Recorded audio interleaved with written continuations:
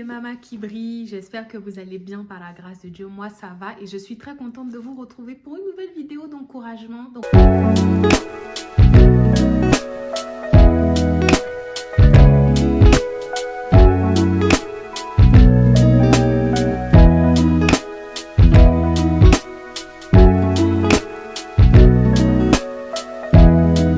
Avez vu que le nom a changé. On n'est plus maman de Yo-Yo. Je me suis assise, j'ai réfléchi, puis je me suis dit, mais attends, pourquoi je me limite? C'est vrai que Yo-Yo, pour l'instant, est mon seul enfant, mais au nom de Jésus, comme Sarah, nous sommes appelés mères de multitudes. Donc, si je me restreins comme ça, sachant que la Bible me dit que la parole est créatrice de vie, je peux restreindre mon avenir. Donc, j'ai vite changé ça. Donc, désormais, ici, nous sommes les mamas qui brillent. Parce que de base, en tout cas, quand j'ai créé cette plateforme, le but, c'était vraiment... en tout cas, le but recherché, c'est vraiment que les mamans célibataires se reconstruisent et brillent.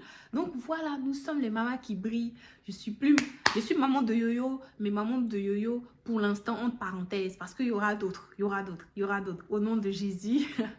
Je vais aussi faire quand même une petite présentation en anglais pour les mamas qui sont dans des pays anglophones, parce que je sais que le phénomène des single moms, c'est vraiment assez répandu souvent dans les pays anglophones. Je pense par exemple aux États-Unis et je me suis dit, bah tiens, même si je suis francophone, déjà les sous-titres, vous avez remarqué qu'ils sont en anglais, mais je vais essayer quand même de faire une petite présentation dans mon petit anglais et vraiment leur dire qu'on pense à elles et que ce contenu vidéo s'adresse également à elles. So, if you are here for the first time, I want to welcome you on this channel. My name is Oriane and I'm the creator of that page that is named The Shining Mama, or in French, La Mama qui brille.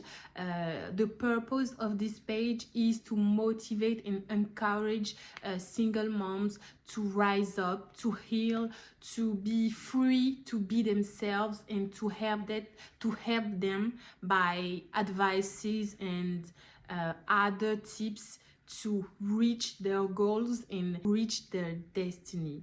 I want you to feel free to ask your question or to leave some comments. I will be happy to read your comments, and also don't forget to share this video to your friends or other mamas that you know they need to hear some good words. This is it. I go back in French because I'm not comfortable in English, but I'm working on it. I'm working to be fluent in English so that maybe very soon I can do some videos in English. Ok, aujourd'hui nous parlons de faire le deuil de la séparation. C'est tellement important. Je sais que des fois, à cause de comment on se sent trahi en tant que femme, on a tendance à devenir un peu orgueilleuse, à rentrer dans une sorte de déni, alors qu'à l'intérieur de nous, on souffre. Mais le fait d'exprimer ce qu'on ressent, ce n'est pas être faible. Le but ici, c'est entre nous, on peut se dire les choses. On est dans notre safe place des mamans célibataires. Et le but, c'est vraiment, moi, je veux qu'une maman guérisse. Je sais ce que ça fait, je comprends. Que tu sois maman célibataire ou pas, si tu passes par cette vidéo, je sais que toi aussi, tu as déjà vécu une séparation difficile. Ce n'est pas non plus voilà, la destinée de tout le monde, mais je sais qu'en tout cas, je pense qu'un grand nombre, il ne faut pas que je dise que je sais, mais je pense qu'un grand nombre de femmes quand même, que ce soit dans la jeunesse ou autre, a eu à vivre quand même une séparation ou une rupture douloureuse. Ça fait des fois partie de la vie, même si on ne le souhaite pas à tout le monde, et c'est ok de ne pas se sentir bien. Est-ce qu'on peut en parler de cette douleur qu'on ressent? Est-ce qu'on peut en parler de vraiment comment ça fait?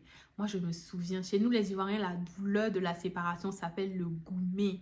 Ah, c'est un mot pour moi. C'est-à-dire que le français, douleur, tout ça, pour moi, ça traduit pas aussi bien que le mot gourmet, ce qu'on peut ressentir. Je dis, c'est comme si, on est d'accord, c'est comme si on prend, je sais pas moi, une pointe ou bien une aiguille et puis on enfonce dans ta chair. Vraiment, ça fait mal. La personne qui dit que ça fait pas mal, là, elle est pas honnête.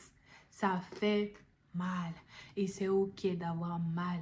Dieu nous a créés avec des émotions. Sinon, le contraire aurait été bizarre. On n'est pas des robots. Donc, je veux te dire à toi qui souffre, qui pleure aujourd'hui, qui te demande, mais est-ce que j'arriverai à me remettre? Tu te remettras. C'est ça le but de cette vidéo, de t'aider à guérir. Sois consolé, sois fortifié. Si tu regardes cette vidéo et que la rupture est fraîche et que les nuits, tu n'arrêtes pas de pleurer, de te remémorer les souvenirs amoureux, mais tu sais que, et là, je veux parler du cas des ruptures où tu sais que tu avais conscience que tu étais dans une relation toxique. Tu avais conscience que tu étais dans une relation qui n'était pas faite pour toi. C'est vrai qu'en sortir est douloureux, mais en sortir aussi une grande preuve de courage. Donc moi, je veux te féliciter si tu as pris cette difficulté. Tu as fait fi des émotions, tu as fait fi de ce que tu pouvais ressentir pour ton bien à toi et tes enfants. Parce que effectivement, vivre dans une relation toxique impacte aussi le développement finalement mental de l'enfant.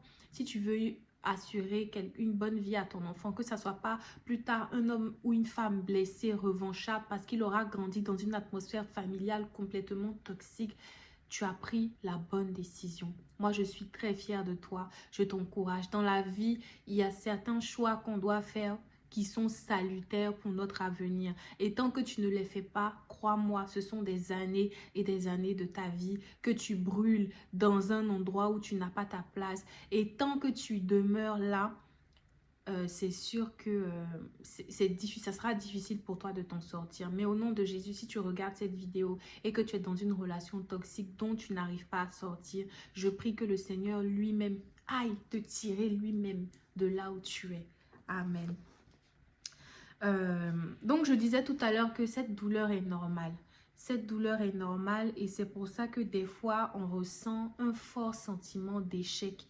Parce qu'on se dit, mais j'avais tout fondé sur cette relation. Je suis une femme, je n'aimerais pas aller de gauche à droite. J'aurais aimé qu'on se marie, j'aurais aimé qu'on fonde une famille, j'aurais aimé que mes enfants aient un bon cadre de vie. Et donc, j'ai mal. J'ai mal et je veux te dire que cette douleur est compréhensive. Par contre, ce qu'il ne faut pas continuer à méditer dans ton cœur, c'est le sentiment d'échec. C'est un faux raisonnement. Surtout si tu es sorti de la mauvaise relation, d'une mauvaise relation qui te détruisait à petit feu. Ce n'est pas un échec, au contraire. C'est le début d'une nouvelle vie. C'est le début d'un nouveau commencement dans ta vie. Donc moi, je veux déjà t'encourager. Tu n'es pas un échec. Ta vie n'est pas un échec. Ça n'a pas marché avec lui. Rendons grâce à Dieu pour tout ce qui s'est passé, pour l'enfant que vous avez eu, pour cette relation que vous avez vécue. Et je prie pour que tu reçoives la véritable consolation pour pouvoir passer à autre chose dans ta vie. Ensuite, en ce qui concerne le sentiment d'échec, comme je disais tout à l'heure, c'est légitime de penser comme ça, mais il faut refuser et refouler toutes ces pensées qui vont te conduire à te morfondre et même à tomber dans la dépression. Il y a un avenir et de l'espérance. Dieu ne t'a pas créé pour souffrir.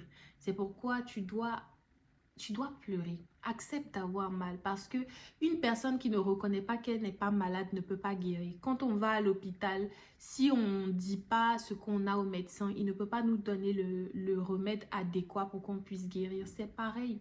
Sois honnête devant Dieu.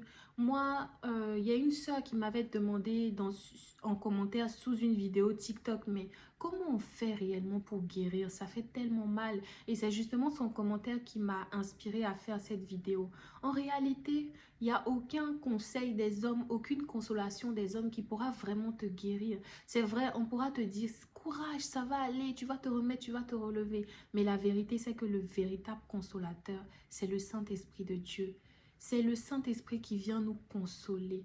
Sans Dieu, il n'est pas possible d'avoir une véritable guérison. Ça me fait penser à la femme samaritaine qui était venue au puits, qui a rencontré Jésus. Et puis, Jésus a vu dans son cœur la douleur. Jésus a su, a discerné, en fait, savait ce qu'elle vivait. Elle avait eu 5 unions différentes qui n'ont pas marché. Et Jésus lui a dit, moi, je suis l'eau, en fait, qui ne te donnera... Moi, je peux te donner l'eau qui ne te donnera plus jamais soif. C'est-à-dire que quand tu souffres, Il y a un vide dans ton âme qui a besoin d'être comblé. Il y a une douleur dans ton âme qui a besoin d'être comblée. C'est comme si ton âme crie, ton âme pleure, j'ai soif. C'est comme le psaume de la Bible qui dit, comme une biche soupire après l'eau vive, ainsi mon âme soupire vers toi, mon Dieu. Donc ça veut dire que c'est normal quand ton âme souffre, elle soupire. Et à ce soupir-là, il y a un seul qui peut apporter réponse. C'est Dieu. C'est pas le fait d'aller te mettre dans une autre relation. Au contraire, c'est encore plus dangereux. Parce que là, tu utilises l'homme comme ton infirmier, comme celui qui va panser les blessures de l'ancienne relation. Mais crois-moi que c'est la plus grave erreur que tu puisses faire. Parce que à force de trop t'appuyer sur lui, même si cet homme-là est bien finalement, il en aura marre, il va encore te rejeter. Et ça va encore accroître élargir pardon, les blessures que tu ressens déjà dans ton cœur. C'est pour ça que tu dois prendre le temps de pleurer auprès de Dieu. Si tu ne vas pas vers Dieu en lui disant de façon honnête tout ce que tu ressens, tu ne pourras pas recevoir la consolation.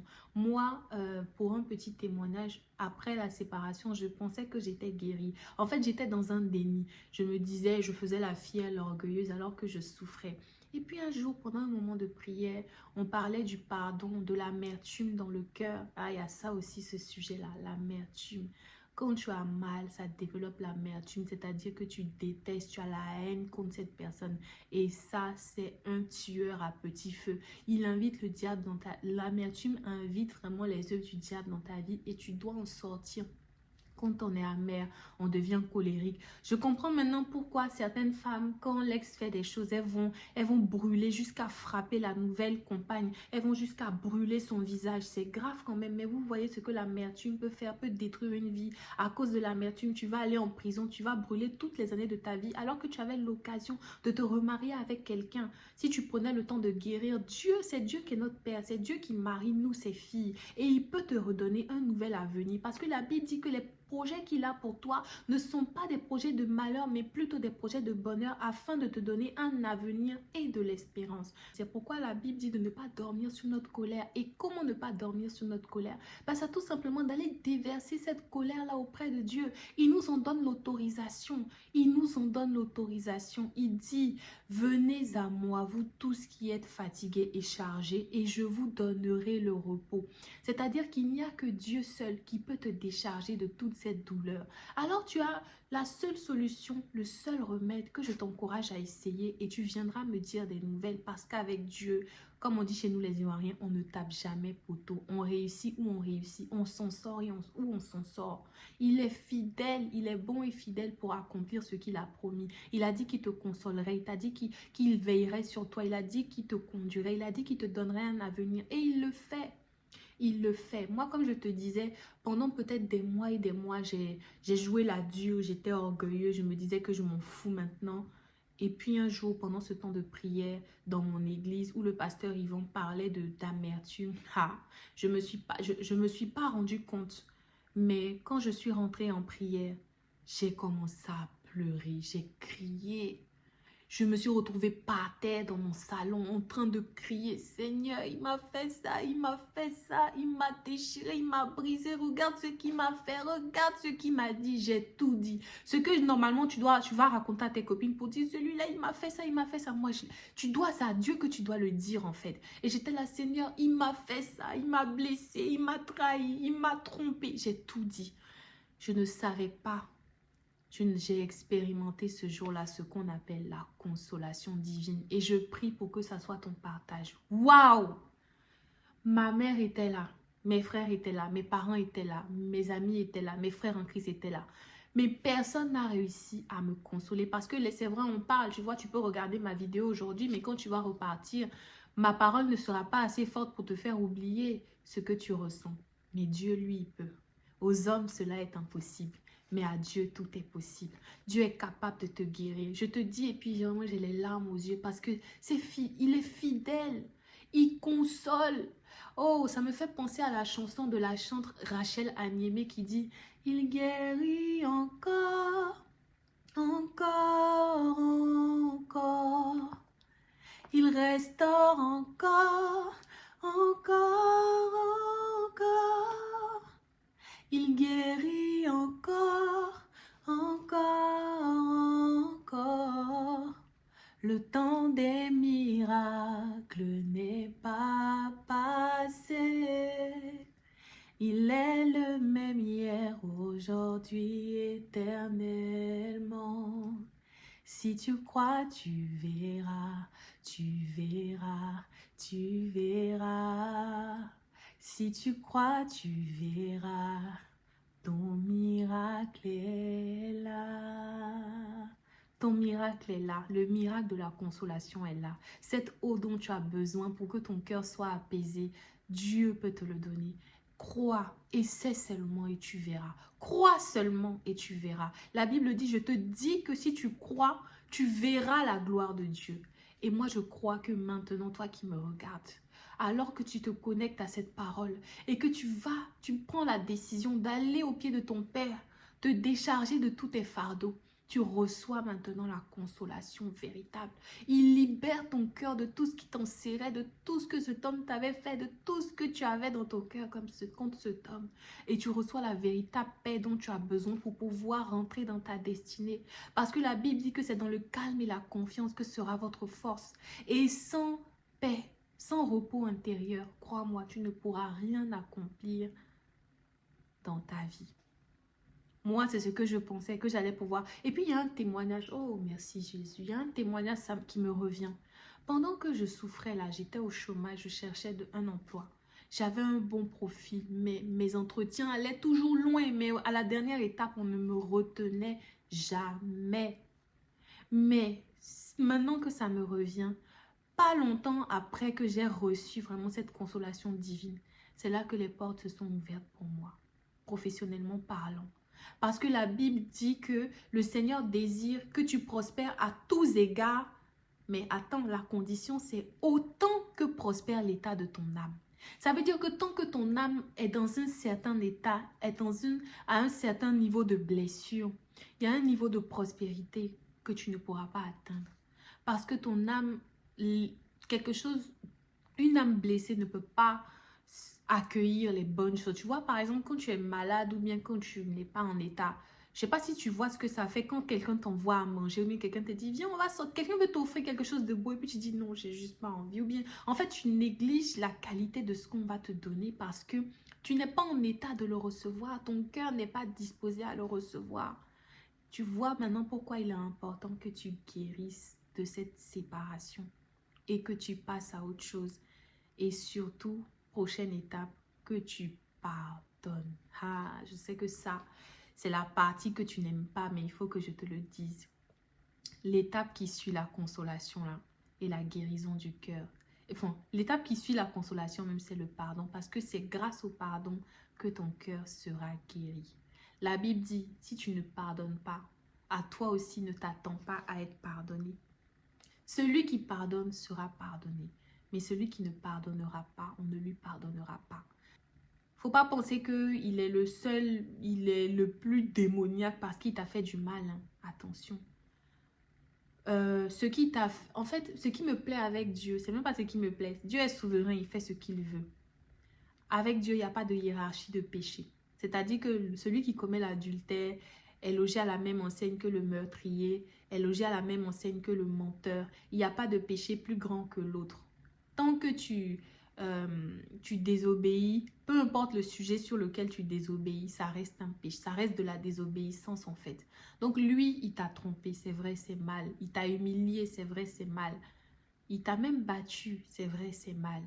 Et d'ailleurs, s'il t'a battu, que tu as fait les procédures judiciaires nécessaires, gloire à Dieu, il est en prison. Mais maintenant, c'est dans ton cœur que tu dois lui pardonner. Sinon, en ce qui concerne la peine, là on ne discute pas dessus. Il doit faire sa peine, il a des conséquences aussi à payer. Ça, c'est indiscutable. Mais là, je parle de toi, ton cœur, ta relation avec Dieu. Pour grandir, en ce qui concerne ta guérison intérieure, tu as besoin de lui pardonner. Parce que comme je te dis, même si toi demain, tu vas faire une crasse à quelqu'un, si tu as péché comme lui, vous êtes pareil. Son péché n'est pas plus grave que le tien, tout simplement parce que vis-à-vis de Dieu, il n'y a pas de hiérarchie de péché. Tant que tu pêches et que lui le fait aussi, vous êtes tous les deux pécheurs. Et on sait que, donc voilà, tu vois. Donc toi aussi, tu vas aller demander pardon à Dieu. Tu veux qu'il te pardonne alors que dans ton cœur, il y a des gens que tu as enfermés. Il y a un monsieur que tu as enfermé depuis des années parce qu'il t'a fait du mal. Tu veux que ta vie avance, ça ne va pas avancer. Ce n'est pas une malédiction, mais c'est la vérité. pardonner là en réalité, tu penses que tu lui fais une fleur, mais non, ça te bénéficie à toi-même. C'est toi la véritable bénéficiaire. C'est toi qui gagne. C'est toi qui gagne. C'est toi qui gagne. Pardonner, en fait, c'est juste une preuve d'obéissance à Dieu. Dieu te dit pardonne, alors tu pardonnes. Tu pardonnes pas parce que tu veux lui faire plaisir. Tu pardonnes pas parce qu'il a des trop beaux yeux. Tu pardonnes pas. Tu n'es pas faible, en fait, quand tu pardonnes. Alors là, pas du tout. Au contraire, tu es forte. Très forte. Très forte. Parce que tu fais fi de tes sentiments. Tu meurs à toi-même pour obéir à Dieu. Dieu te dit pardonne, tu pardonnes. Peu importe la personne qu'il y a en face. Et tu verras sa gloire. Mais si tu ne lui obéis pas, ne t'attends pas aussi à avoir des grandes choses dans ta vie. Parce que ce n'est pas parce que tu sors de quelque chose de douloureux que tu as droit seul au bonheur, etc. Si tu n'obéis pas aux principes divins, le bonheur ne pourra pas venir. Tu vois. Donc c'est pour ça que je t'encourage à pardonner. C'est dur dans les pleurs. Chaque jour, Seigneur, Saint-Esprit, donne-moi la force de pardonner. C'est toi qui mets en nous le vouloir et le faire. Je n'ai pas envie de pardonner, j'ai envie de le maudire. Mais ta parole dit, bénissez, ne maudissez pas. Alors ma soeur, même si c'est dans les larmes, dis, Seigneur, cet homme m'a fait du mal, mais je prie pour lui. Je le bénis. Je le bénis. C'est vrai, c'est dur, hein, mais il faut passer par là. Je le bénis, je prie pour lui, je prie pour sa famille, je prie pour son travail. Je prie, Seigneur, pour que tu le rencontres, qu'il ait la grâce de te rencontrer, qu'il change de vie, qu'il se convertisse. Tu dois le faire. Il y a des fois, tu as envie de dire, Seigneur, je veux qu'un gros camion l'écrase, qu'il devienne une pâte de tomate. Ensuite, qu'on prenne cette pâte de tomate, là, qu'on prenne pour cuisiner. Oh, non. Mais Dieu veut que tu pardonnes. Tu n'as pas le choix. Comme je te dis, quand tu le fais, ce n'est pas à cet homme que tu fais plaisir. C'est à Dieu que tu fais plaisir. Et Dieu qui voit que tu meurs à toi-même, pour lui, ne t'inquiète pas, il fera des grandes choses dans ta vie. Car il est bon et fidèle pour accomplir sa parole. Et s'il t'a dit de pardonner, pardonne, c'est une preuve de foi et ça sera aussi la clé de ta délivrance. Et tu verras que quand tu vas pardonner, là, les portes vont commencer à s'ouvrir comme ça dans ta vie. Comme je t'ai dit, quand je suis rentrée dans cette phase de consolation divine, de pardon, c'est là les portes ont commencé à s'ouvrir. Quand j'ai eu mon premier CDD, ça, après, quelques semaines après, j'ai eu un CD. Quelques semaines après, j'ai eu mon appartement. Non, les choses se sont enchaînées. Après, j'ai pu acheter ma voiture. Franchement, les choses se sont enchaînées. Et je crois que le Seigneur va le faire pour toi aussi. Je sais qu'il y a d'autres pour qui aussi. Peut-être si vous avez des témoignages suite au pardon, n'hésitez pas à écrire. Mais le premier plus grand miracle, ça sera la libération de ton cœur. Ce poids, cette charge que tu avais là, va te quitter. Même si la personne, tu n'as pas besoin que la personne valide ou réagisse. Pardonne. Même si tu as eu l'occasion de le voir souvent parce que bon, c'est le papa de tes enfants que oui, tu lui pardonnes. Non, non, je te pardonne, je ne t'en veux pas, je te pardonne. Je prie aussi que tu me pardonnes si jamais j'ai eu à te faire du mal. Point. Et tu verras la gloire de Dieu. Si cette vidéo t'a fait du bien, n'hésite pas à la partager à des sœurs qui ont besoin d'entendre ce message pour être guéries. En 2024, là, on ne veut pas transporter des cadavres dans notre cœur. On veut passer à autre chose parce que Dieu a de grandes choses à faire avec nous. Alors que Dieu te fasse du bien, partage autour de toi à des sœurs et surtout rendez-vous pour la prochaine vidéo. N'hésite pas à activer la cloche notification pour être alerté. Suis-moi également sur mes réseaux sociaux Facebook, Instagram, TikTok et YouTube et que Dieu te fasse du bien.